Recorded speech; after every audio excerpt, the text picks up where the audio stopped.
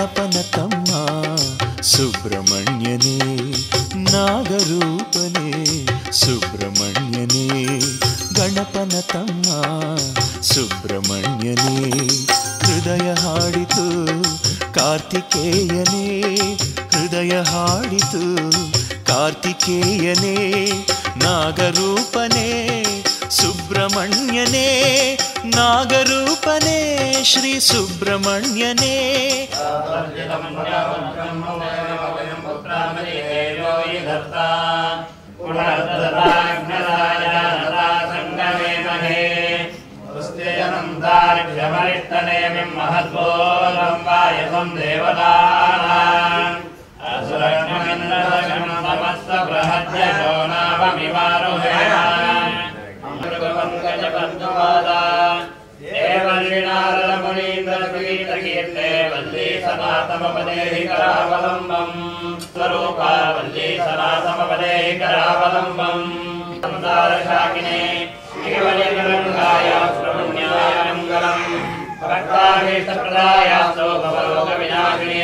राजराजाधिपत्याय रणधीराय मंगलम शूरपद्माजलेतेय तमस्वरभागे तारकासुरकालाय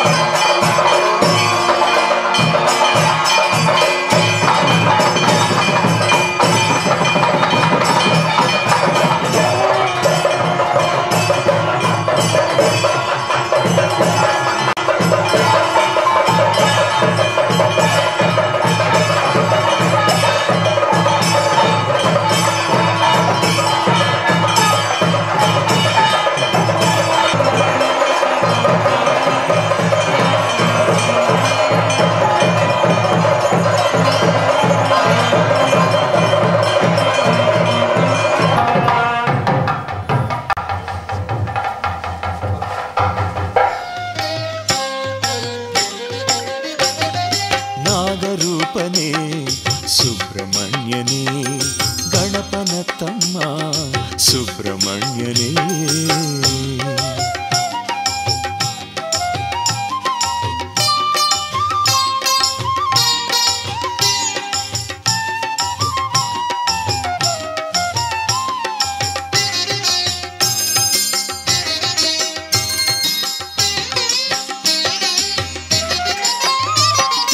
ಕುಕ್ಕೆಯ ಗುಡಿಯಲ್ಲಿ ನಿನ್ನ ವೈಭವ,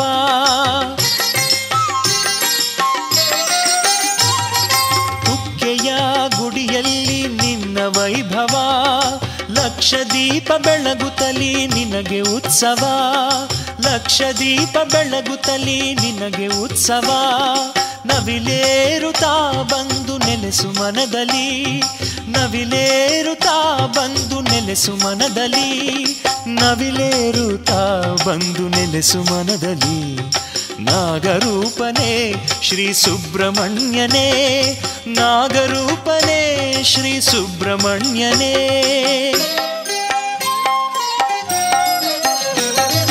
ನಾಗರೂಪನೇ ಸುಬ್ರಹ್ಮಣ್ಯನೇ, ಗಣಪನ ತಮ್ಮ ಶ್ರೀ ಸುಬ್ರಹ್ಮಣ್ಯನೇ.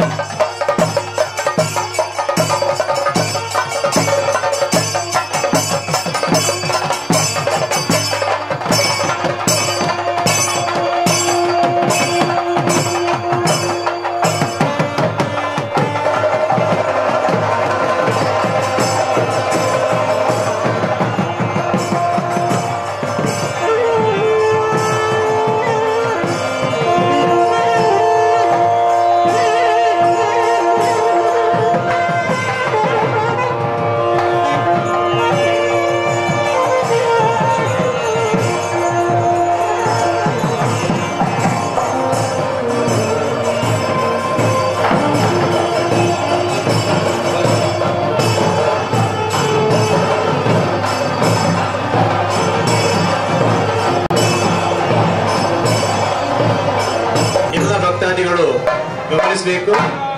ದೇವಳದೊಳಗೆ ಕೆರಟು ಮನೆಯ ಕಳಕಿ ಮುಂದಕ್ಕೆ ಊಟಕ್ಕಾಗಿ ಕೊಡ್ತಾ ಇದ್ದೇವೆ. ಜಗದ್ಗುರುಗಳು ಈಗ ದೇವಳದೊಳಗೆ ಪ್ರವೇಶ ಮಾಡ್ತಾ ಇದ್ದಾರೆ. ಎಲ್ಲರೂ ಎದ್ದು ನಿಂತು ಗೌರವ ಸೂಚಿಸಬೇಕಾಗಿ ವಿನಂತಿ ಮಾಡಿಕೊಳ್ತಾ ಇದ್ದೇವೆ.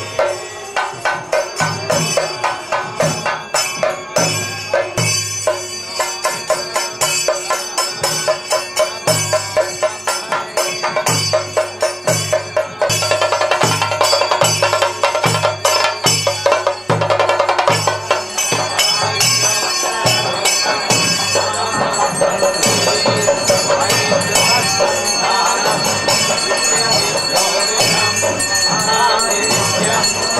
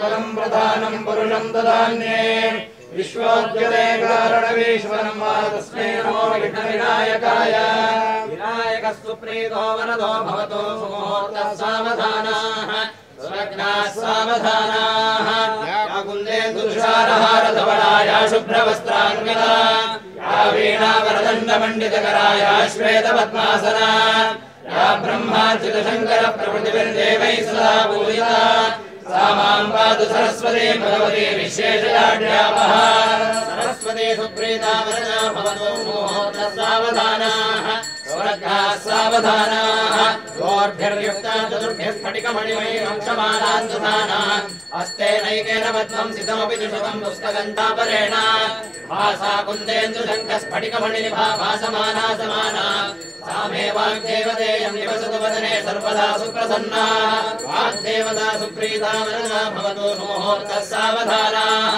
सुलग्नाः सावधानाः सूर्यः शौर्यमहेन्द्रेन्द्रपदवीं सन्मङ्गलं मङ्गलः तद्बुद्धिं च बुधो गुरुश्च कुरुतां शुक्रः शुभं शनिः राहुर्बाहुबलं करोतु विपुलं केतुः कुलस्योन्नतिं नित्यं प्रीतिकरा भवन्तु सततं सर्वेऽनुकूलाग्रहाः आदित्यादिनवग्रहाः सुप्रीता वरदा भवन्तु सुमुहूर्तः सावधानाः सुलग्नाः सावधानाः सिन्दूरार्णबिन्दुकाञ्चलधरं कैयूरहारादिभिः दिव्यैराभरणैर्विभूषितं सर्गादिसौख्यप्रदम् अम्भोजाभयशक्तिकुक्कुटधरं दिव्याङ्गरा सावधानाः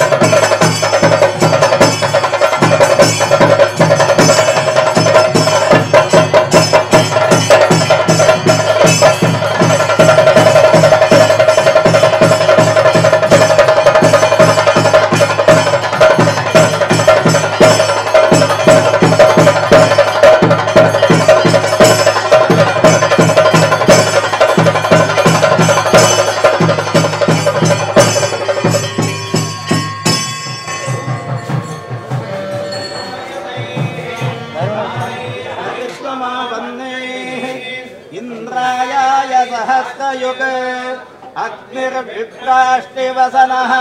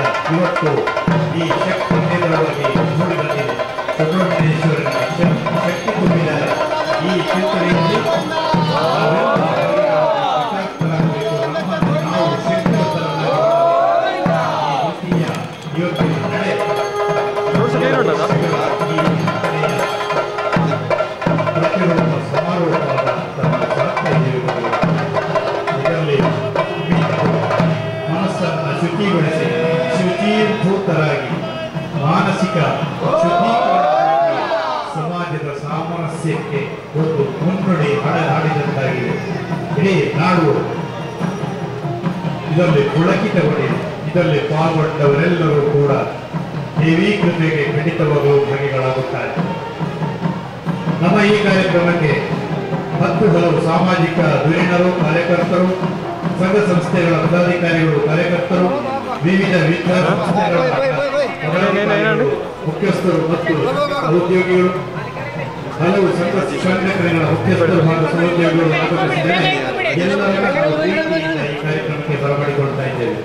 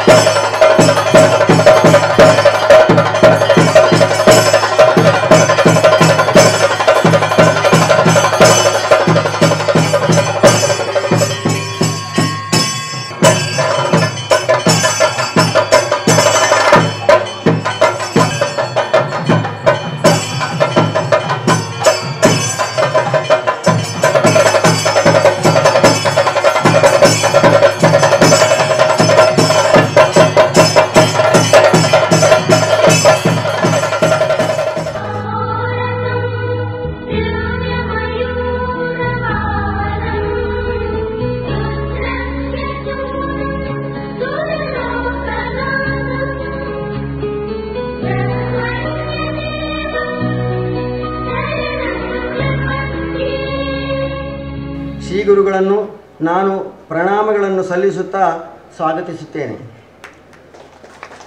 ಪೂರ್ವಾಶ್ರಮದಲ್ಲಿ ಶ್ರೀ ಆತ್ಮಾರಾಮಶಾಸ್ತ್ರಿಗಳಾಗಿದ್ದು ಜನರ ಸರ್ವಾಂಗೀಣ ಸಹಾಯ ಸಹಕಾರದೊಂದಿಗೆ ದೈವಜ್ಞರ ಶಿಲ್ಪಿಗಳ ಸಮರ್ಥ ಮಾರ್ಗದರ್ಶನದೊಂದಿಗೆ ಪಯಸ್ವಿನಿ ನದಿಯ ಮಂಗಲಮಯ ತಟದಲ್ಲಿ ಶ್ರೀ ಸುಬ್ರಹ್ಮಣ್ಯ ಸ್ವಾಮಿಯ ದಿವ್ಯ ಭವ್ಯ ಶಿಲಾಮಯ ಮಂದಿರವು ನಿರ್ಮಾಣವಾಗಿದೆ.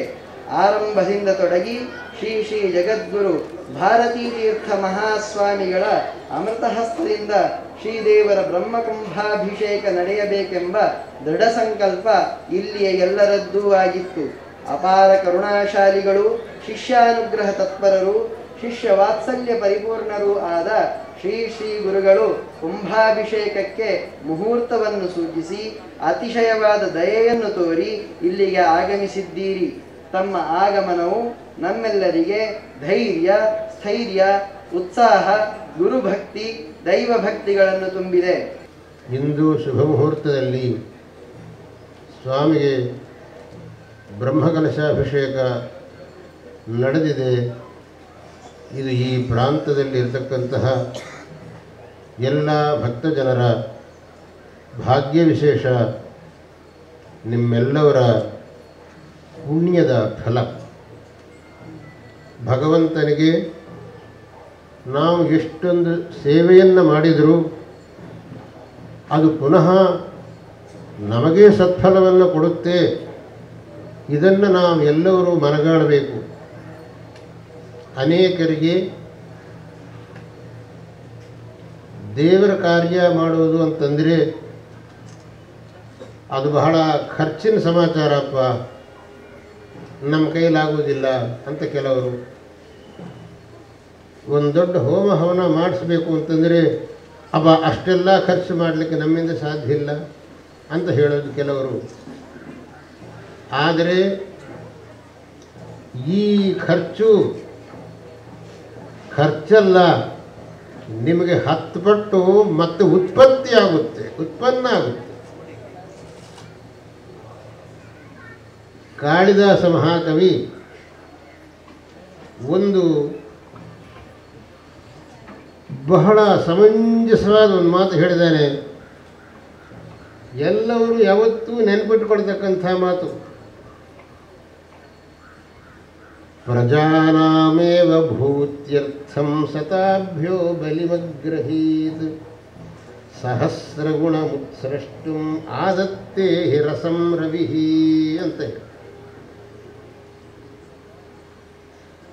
ಬೇಸಿಗೆಯಲ್ಲಿ ಸೂರ್ಯನ ಪ್ರತಾಪ ಬಹಳ ಪ್ರಖರವಾಗಿರುತ್ತೆ. ಸಮುದ್ರದ ನೀರನ್ನು ಸಹ ಸೂರ್ಯ ಎಳ್ಕೊಳ್ತಾನೆ. ಅದರಿಂದ ನಮಗೆ ನೀರಿಗೆ ಬಹಳ ಕ್ಷಾಮ ಆಗುತ್ತೆ ಅಂತ ಯಾರಾದರೂ ತಿಳ್ಕೊಂಡ್ರೆ ಅವರಿಗೆ ಉತ್ತರ ಹೇಳಿದ್ದಾನೆ ಕಾಳಿದಾಸ ಮಹಾಕವಿ. ಸಹಸ್ರಗುಣ ಮುತ್ಸೃಷ್ಟು ಆದತ್ತೇ ರಸಂ ರವಿಃ. ಅವನು ಎಷ್ಟು ನೀರನ್ನು ಸಮುದ್ರದಿಂದ ಹೀರಿಕೊಂಡನೋ ಅದಕ್ಕೆ 1000 ಪಟ್ಟು ನೀರನ್ನು ಮಳೆಯ ರೂಪದಲ್ಲಿ ಸುರಿಸುತ್ತಾನೆ. ಅವ ಹೀರಿದ ನೀರಿನ 1000 ಪಟ್ಟು ನೀರು ಮಳೆಯ ರೂಪದಲ್ಲಿ ಸುರಿಸುತ್ತಾನೆ. ಅಂದ ಮೇಲೆ ಆ ಸೂರ್ಯನು ಹೀರಿಕೊಂಡ ನೀರಿನಿಂದ ನಮಗೆ ನಷ್ಟವಾಯಿತೋ ಲಾಭವಾಯಿತು. ಹಾಗೆಯೇ ದೇವರಿಗೆ ನಾವು ಏನನ್ನೇ ಸಮರ್ಪಿಸಿದರೂ, ದೇವರ ಸೇವೆಗಾಗಿ ಏನನ್ನೇ ಖರ್ಚು ಮಾಡಿದರೂ ಅದು ನಮಗೆ ಪುನಃ 10 ಪಟ್ಟು 100 ಪಟ್ಟು ನಮಗೆ ಉತ್ಪನ್ನ ಆಗುತ್ತೆ. ಇದು ಅನೇಕ ಜನರಿಗೆ ಅನುಭವದಲ್ಲಿದೆ. ಈ ತತ್ವ ಅಂತನ್ನೋದು ಗೊತ್ತಾಗದೆ ಕೆಲವರು ಇಲ್ಲಪ್ಪ ನಮ್ಮ ಹತ್ರ ಏನಿಲ್ಲ, ನಾವೇನು ಕೊಡಲಿಕ್ಕೆ ಸಾಧ್ಯ ಇಲ್ಲ, ನಾವೇನು ಮಾಡಲಿಕ್ಕೆ ಸಾಧ್ಯ ಇಲ್ಲ ಅಂತ ಹೇಳ್ತಾರೆ. ಈ ತತ್ವವನ್ನು ಸರಿಯಾಗಿ ತಿಳಿದುಕೊಂಡವನು ಆ ಮಾತು ಹೇಳೋದಿಲ್ಲ. ಯಾವಾಗ ಇಂಥ ಸಂದರ್ಭ ಸಿಕ್ಕೀತು, ಯಾವಾಗ ಇಂಥ ಸಂದರ್ಭದಲ್ಲಿ ನನಗೆ ದೇವರ ಸೇವೆ ಮಾಡೋದಕ್ಕೆ ಅವಕಾಶ ಸಿಕ್ಕೀತು ಅಂತ ಕಾಯ್ತಿರ್ತಾನೆ ಈ ತತ್ವವನ್ನು ಅರ್ಥ ಮಾಡಿಕೊಂಡವನು. ಇದನ್ನು ಅರ್ಥ ಮಾಡಿಕೊಳ್ಳದೇ ಇರುವವನು ಇಲ್ಲಪ್ಪ ನನಗೆ ಖರ್ಚು ಮಾಡಲಿಕ್ಕಾಗೋದಿಲ್ಲ ಅಂತ ಹೇಳ್ತಾನೆ. ನಾವು ಈ ತತ್ವವನ್ನು ಸರಿಯಾಗಿ ಅರ್ಥ ಮಾಡಿಕೊಳ್ಳಬೇಕು. ನಾವು ಹೋಮದಲ್ಲಿ ತುಪ್ಪ ಸುರಿಸ್ತೀವಿ. ಅನೇಕ ಮಂದಿ ಏನ್ರಿ ಅನಾವಶ್ಯಕವಾಗಿ ಹೋಮದಲ್ಲಿ ತುಪ್ಪ ಸುರಿಸಿ ಹಾಳು ಮಾಡಿದ್ದೀರಲ್ಲ, ಅದೇ 10 ಜನ ಬಡವರಿಗೆ ಕೊಡೋಕ್ಕಾಗೋದಿಲ್ವಾ ಅಂತ ಹೇಳಿ ಕೆಲವರು ಹೇಳೋದುಂಟು, ವಿಷಯ ತಿಳಿದೇ ಇರುವರು. ಶಾಸ್ತ್ರ ಏನು ಹೇಳ್ತಾ ಇದೆ? ಅಗ್ನೌ ಪ್ರಾಸ್ತಾಹುತಿ ಸಮ್ಯಗ್ ಆದಿತ್ಯಮುಪತಿಷ್ಠತೆ ಆದಿತ್ಯಾಜ್ಜಾಯತೆ ವೃಷ್ಟಿ ವೃಷ್ಟೇರನ್ನಂ ತತಃ ಪ್ರಜಾಃ. ನಾವು ಅಗ್ನಿಯಲ್ಲಿ ಸಮರ್ಪಿಸತಕ್ಕಂತಹ ಆಹುತಿಯು ಆ ಪರಮಾತ್ಮನಿಗೆ ಮುಟ್ಟಿ ಆ ಪರಮಾತ್ಮನಿಂದ ಮಳೆಯ ರೂಪದಲ್ಲಿ ನಮಗೆ ಪುನಃ ಬರ್ತಾ ಇದೆ. ಮಳೆ ಬಂದರೆ ಬೆಳೆ, ಬೆಳೆ ಇದ್ದರೆ ಜನ. ವೃಷ್ಟೇರನ್ನಂ ತತಃ ಪ್ರಜಾ. ಮಳೆ ಇದ್ದರೆ ಬೆಳೆ, ಬೆಳೆ ಇದ್ದರೆ ಜನ. ಅಂದ ಮೇಲೆ ನಾವು ಕೊಡತಕ್ಕಂತಹ ಆಹುತಿ ಅದು ವ್ಯರ್ಥ ಅಲ್ಲ. ನಾವು ವ್ಯರ್ಥವಾಗಿ ಬೆಂಕಿಗೆ ತುಪ್ಪ ಸುರಿಸ್ತಿದ್ದೇವೆ ಅಂತ ತಿಳ್ಕೊಂಡ್ರೆ ಅದು ಅತ್ಯಂತ ಮೂರ್ಖತನ. ನಾವು ಸುಮ್ಮನೆ ತುಪ್ಪವನ್ನು ಸುರಿಸ್ತಾ ಇಲ್ಲ, ಶಾಸ್ತ್ರದಲ್ಲಿ ಹೇಳಿದ ರೀತಿಯಂತೆ ಆ ವೇದದಲ್ಲಿ ಹೇಳಿದ ಆ ಮಂತ್ರದಿಂದ ನಾವು ಸುರಿಸ್ತಾ ಇದ್ದೇವೆ. ವೇದ ಮಂತ್ರಕ್ಕೆ ಇರತಕ್ಕಂಥ ಮಹಿಮೆ ಅಪಾರವಾದದ್ದು. ಆ ಮಂತ್ರಪೂತವಾದ ಹವಿಸ್ಸನ್ನು ನಾವು ಸಮರ್ಪಣೆ ಮಾಡುವುದು ಅದು ಆ ಪರಮಾತ್ಮನಿಗೆ ಸೇರುತ್ತದೆ ಎಂಬುವ ದೃಷ್ಟಿಯಿಂದ. ದಕ್ಷಿಣ ದೇಶದಲ್ಲಿ ಅಪ್ಪಯ್ಯ ದೀಕ್ಷಿತರೆಂಬತಕ್ಕಂತಹ ಮಹಾವಿದ್ವಾಂಸರಿದ್ದರು. ಅವರು ಎಷ್ಟು ವಿದ್ವಾಂಸರೋ ಅಷ್ಟೇ ಕರ್ಮಠರು. ಅನೇಕ ಯಜ್ಞಯಾಗಾದಿಗಳನ್ನು ಮಾಡಿದ್ದರು. ಯಾರ ಹತ್ತಲ್ಲೂ ಕೈ ನೀಡುತ್ತಾ ಇರಲಿಲ್ಲ. ಅವರಿಗೆ ಈಶ್ವರ ಇದ್ದಾನೆ, ಈಶ್ವರ ನನಗೆ ಕೊಡ್ತಾನೆ, ಇವರು ಯಾರಂತ ನಾನು ಕೈ ನೀಡಬೇಕು ಅಂತ ಯಾರ ಹತ್ತಲ್ಲೂ ಕೈ ನೀಡುತ್ತಲ್ಲ. ಅವರು ಒಂದು ಸಲ ಒಬ್ಬ ರಾಜನ ಆಸ್ಥಾನಕ್ಕೆ ಹೋಗಿ ಅಲ್ಲಿ ಅವರ ಪಾಂಡಿತ್ಯವನ್ನು ಪ್ರದರ್ಶನ ಮಾಡಿದಾಗ ರಾಜ ಅವರ ಪಾಂಡಿತ್ಯಕ್ಕೆ ಮೆಚ್ಚಿ ಅವರಿಗೆ ಒಂದು ದೊಡ್ಡ ಶಾಲನ್ನು ಸಮರ್ಪಣೆ ಮಾಡಿದ್ದರು. ಅವರು ಆ ಶಾಲನ್ನು ತಗೊಂಡು ಬಂದು ಮನೆಯಲ್ಲಿ ಮಂತ್ರಪುರಸ್ಸರವಾಗಿ ಅಗ್ನಿಗೆ ಆಹುತಿಯಾಗಿ ಸಮರ್ಪಣೆ ಮಾಡಿದರು. ಅದನ್ನು ನೋಡಿ ರಾಜನಿಗೆ ಬಹಳ ಮನಸ್ಸಿಗೆ ಬೇಸರವಾಯಿತು, ಸಿಟ್ಟು ಬಂತು. ಅರೆ, ಈ ಪಂಡಿತರು ಇಷ್ಟೊಂದು ದುರಹಂಕಾರವೇ? ನಾನು ಪ್ರೀತಿಯಿಂದ ಶಾಲನ್ನು ಕೊಟ್ಟರೆ ಅದನ್ನು ಸೀದಾ ತಗೊಂಬಂದು ಬೆಂಕಿಗೆ ಹಾಕ್ತಾರಲ್ಲ, ಇಷ್ಟು ದುರಹಂಕಾರ ಈ ಮನುಷ್ಯನ ನಾನೆಲ್ಲೂ ನೋಡಿಲ್ಲ, ಇಂಥ ದುರಹಂಕಾರಿ ಅಂತ ರಾಜನು ಬಹಳ ಪೇಚಾಡಿಕೊಂಡಂತೆ. ಆ ರಾಜನ ಪೇಚಾಟವನ್ನು ಯಾರೋ ಅಪೈ ದೀಕ್ಷರಿಗೆ ಬಂದು ತಿಳಿಸಿದರಂತೆ, ನಿಮ್ಮ ಬಗ್ಗೆ ರಾಜರು ಬಹಳ ಸಿಟ್ಟಿನಿಂದಿದ್ದಾರೆ, ಅವರು ಪ್ರೀತಿಯಿಂದ ಕೊಟ್ಟಿದ್ದನ್ನು ಬೆಂಕಿಗೆ ಹಾಕಿದ್ದೀರಿ ಅಂತ ಹೇಳಿ ಬಹಳ ಸಿಟ್ಟು ಬಂದಿದೆ ಅಂತ. ಆಗ ದೀಕ್ಷಿತರು ಹೇಳಿದ್ರಂತೆ, ಇದು ಚಿದಂಬರದ ನಡೆದ ಕಥೆ ಅಂತ. ದೀಕ್ಷಿತರು ಹೇಳಿದರಂತೆ, ನೀವು ಆ ರಾಜರನ್ನು ಕರ್ಕೊಂಡು ಬನ್ನಿ, ದೇವಸ್ಥಾನಕ್ಕೆ ಹೋಗೋಣ ಅಂತ ಹೇಳಿ. ಆ ರಾಜನು ಬಂದನಂತೆ. ಚಿದಂಬರದಲ್ಲಿ ನಟರಾಜಸ್ವಾಮಿ ದೇವಸ್ಥಾನಕ್ಕೆ ಹೋದರೆ ಆ ಶಾಲು ನಟರಾಜಸ್ವಾಮಿ ಮೇಲೆ ಇತ್ತಂತೆ.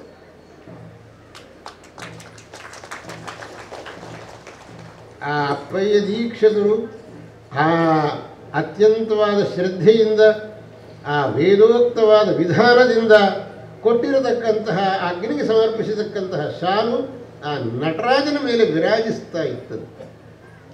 ಅದನ್ನು ನೋಡಿ ಆ ರಾಜನು ದೀಕ್ಷಿತರ ಪಾದಗಳಿಗೆ ಸಾಷ್ಟಾಂಗವೆರಗಿ, ನಿಮ್ಮ ಮಹತ್ವವನ್ನು ತಿಳಿಯಲಾರದೆ ತಪ್ಪು ಮಾಡಿದೆ, ನಿಮ್ಮ ಬಗ್ಗೆ ಅವಾಚ್ಯ ಶಬ್ದವನ್ನಾಡಿದೆ, ನನ್ನನ್ನು ಕ್ಷಮಿಸಿ ಅಂತ ಕೇಳಿಕೊಂಡ ಅಂತ ದೀಕ್ಷಿತರ ಚರಿತ್ರೆ ಹೇಳು. ನಾವು ಅಗ್ನಿಗೆ ಸಮರ್ಪಣೆ ಮಾಡತಕ್ಕಂಥದ್ದು ಇದು ಸಾಕ್ಷಾತ್ ಪರಮಾತ್ಮನಿಗೆ ಸಲ್ಲಬೇಕು, ಅದರಿಂದ ಪರಮಾತ್ಮನ ಕೃಪೆ ನಮಗಾಗಬೇಕು, ನಮಗೆ ಸುಭಿಕ್ಷವಾಗಬೇಕು, ನಮ್ಮ ಜನರು ಸುಖವಾಗಿರಬೇಕು ಎಂಬ ದೃಷ್ಟಿಯಿಂದ, ಈ ದೃಷ್ಟಿಯಿಂದ ನಾವು ಮಾಡ್ತಾ ಇರತಕ್ಕಂತಹ ಈ ಹೋಮ ಹವನವಾಗಲಿ, ಈ ವೈದಿಕ ಕಾರ್ಯಕ್ರಮಗಳಾಗಲಿ, ಇದು ಲೋಕಹಿತಕ್ಕಾಗಿಯೇ ಹೊರತು ಬೇರೆ ಯಾವುದೇ ಉದ್ದೇಶ ಅದರಲ್ಲಿರುವುದಿಲ್ಲ. ಪದಾರ್ಥವನ್ನು ವ್ಯರ್ಥ ಮಾಡಬೇಕೆಂಬ ದೃಷ್ಟಿಯಲ್ಲ, ಇನ್ನು 100 ಪಟ್ಟು ಪದಾರ್ಥ ಸಿಕ್ಕಿ ಜನರು ಸುಖವಾಗಿರಲಿ ಎಂಬ ದೃಷ್ಟಿಯಿಂದ ನಾವು ಮಾಡೋದು. ಆದ್ದರಿಂದ ಇಂತಹ ಯಾವ ದೇವತಾ ಕಾರ್ಯಗಳಿದೆಯೋ ಈ ಕಾರ್ಯಗಳಲ್ಲಿ ಪ್ರತಿಯೊಬ್ಬನೂ ಅತ್ಯಂತ ಉತ್ಸಾಹದಿಂದ ಭಾಗವಹಿಸಬೇಕು. ಇದರಿಂದ ನಮಗೆ ಮಾತ್ರವಲ್ಲ, ನಮ್ಮ ಪ್ರಾಂತಕ್ಕೆ ಮಾತ್ರವಲ್ಲ, ನಮ್ಮ ದೇಶಕ್ಕೆ, ನಮ್ಮ ಜನತೆಗೆ ಒಳ್ಳೆಯದಾಗುತ್ತೆ. ಈ ಕಾರ್ಯದಲ್ಲಿ ನಾವು ಅತ್ಯಂತ ಉತ್ಸಾಹದಿಂದ ಪಾಲ್ಗೊಳ್ಳೋಣ ಎಂಬ ಭಾವನೆಯಿಂದ ಜನರು ಇದರಲ್ಲಿ ಪಾಲ್ಗೊಳ್ಳಬೇಕು.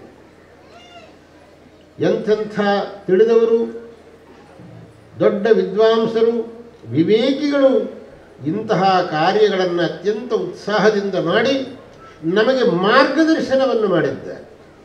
ಅಂತಹವರು ತೋರಿದ ಮಾರ್ಗದಲ್ಲಿ ನಾವು ನಡೆಯಬೇಕು. ಆ ಮಾರ್ಗದಲ್ಲಿ ನಡೆದಾಗಲೇ ನಮಗೆ ಶ್ರೇಯಸ್ಸು, ನಮಗೆ ಹಿತ ಅದರಲ್ಲೇ ಆಗುತ್ತದೆ. ಈ ದೃಷ್ಟಿಯಿಂದ ಈ ಒಂದು ಸುಬ್ರಹ್ಮಣ್ಯ ಸ್ವಾಮಿಯ ದೇವಳ ಇಲ್ಲಿ ನಿರ್ಮಾಣ ಆಗಿರುವುದು, ಇಲ್ಲಿ ಇವತ್ತು ಕುಂಭಾಭಿಷೇಕ ಕಾರ್ಯಕ್ರಮ ನಡೆದಿರುವುದು ಸಹ ಅತ್ಯಂತ ಶ್ರೇಯಸ್ಕರವಾದ ಕಾರ್ಯ. ಇದರಲ್ಲಿ ಭಾಗವಹಿಸಿದವರೆಲ್ಲವರು ಬಹಳ ಪುಣ್ಯಶಾಲಿಗಳು, ಭಾಗ್ಯವಂತರು ಅಂತ ಅದನ್ನು ನಾನು ಆರಂಭದಲ್ಲಿ ಹೇಳಿದ್ದೆ. ಈ ಕಾರ್ಯಕ್ರಮ ಇಷ್ಟು ಚಂದವಾಗಿ ನಡೆದು ಇದರಿಂದ ಭಗವಂತನು ಸುಪ್ರೀತನಾಗಿ ನಿಮ್ಮೆಲ್ಲರಿಗೂ ಸಕಲ ವಿಧವಾಗಿ ಅನುಗ್ರಹವನ್ನು ಮಾಡಲಿ ಎಂಬುದಾಗಿ ನಾನು ಭಗವಂತನಲ್ಲಿ ಪ್ರಾರ್ಥನೆ ಮಾಡಿದ್ದೇನೆ. ಭಗವಂತ ನಮ್ಮ ಪ್ರಾರ್ಥನೆಯನ್ನು ಮನ್ನಿಸಿ ನಿಮ್ಮೆಲ್ಲರಿಗೂ ಸಕಲ ವಿಧವಾಗಿಯೂ ಅನುಗ್ರಹ ಮಾಡ್ತಾನೆ ಎಂಬುದರಲ್ಲಿ ಸಂದೇಹವಿಲ್ಲ. ಆದರೆ ಅದೇ ರೀತಿಯಾದ ಭಕ್ತಿಯಿಂದ ನೀವು ಭಗವಂತನನ್ನು ಆರಾಧಿಸಬೇಕು. ಇಂಥ ಒಂದು ಕಾರ್ಯಕ್ರಮವನ್ನು ನಡೆಸಿರತಕ್ಕಂಥ ನಿಮ್ಮೆಲ್ಲರಿಗೂ ನಾನು ನನ್ನ ಪರಿಪೂರ್ಣವಾದ ಆಶೀರ್ವಾದಗಳನ್ನು ಹೇಳ್ತಾ ಇದ್ದೀನಿ.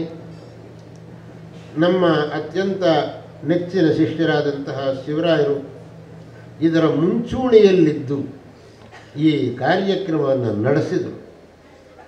ಅವರಿಗೆ ತಮ್ಮ ಕುಲದೈವವಾಗಿರತಕ್ಕಂತಹ ಸುಬ್ರಹ್ಮಣ್ಯ ಸ್ವಾಮಿಯಲ್ಲೂ ತಮ್ಮ ಕುಲಗುರುಗಳಾದಂತಹ ಶೃಂಗೇರಿ ಜಗದ್ಗುರುಗಳಲ್ಲಿಯೂ ಏಕವಿಧವಾದಂತಹ ನಿಷ್ಠೆ ಮತ್ತು ಭಕ್ತಿ. ನಮ್ಮ ಕುಲದೈವವಾದ ಸುಬ್ರಹ್ಮಣ್ಯ, ನಮ್ಮ ಕುಲಗುರುಗಳಾದ ಶೃಂಗೇರಿ ಜಗದ್ಗುರುಗಳು ಇವರೇ ನಮಗೆ ಸದಾಕಾಲಕ್ಕೆ ಆರಾಧ್ಯರು. ಇವರ ಕೃಪೆ ನಮಗೆ ಸದಾಕಾಲಕ್ಕೆ ಇರಬೇಕು. ಆದ್ದರಿಂದ ನಾವು ನಮ್ಮ ಸಮಾಜ, ನಮ್ಮ ದೇಶ ಸುಖವಾಗಿರುತ್ತದೆ ಎಂಬತಕ್ಕಂತಹ ದೃಢವಾದ ನಂಬಿಕೆ ಇಟ್ಟುಕೊಂಡಿರ್ತಕ್ಕಂಥವರು, ಅದರಂತೆಯೇ ತಮ್ಮ ಜೀವನ ನಡೆಸ್ತಿರ್ತಕ್ಕಂಥವ್ರು. ಅವರು ನಮ್ಮನ್ನು ಇಲ್ಲಿಗೆ ಕರ್ಕೊಂಡು ಬಂದು ಈ ಕಾರ್ಯವನ್ನು ನಡೆಸಿದರು. ಅವರಿಗೆ ನಾನು ಪರಿಪೂರ್ಣವಾಗಿ ಆಶೀರ್ವಾದವನ್ನು ಮಾಡ್ತಾ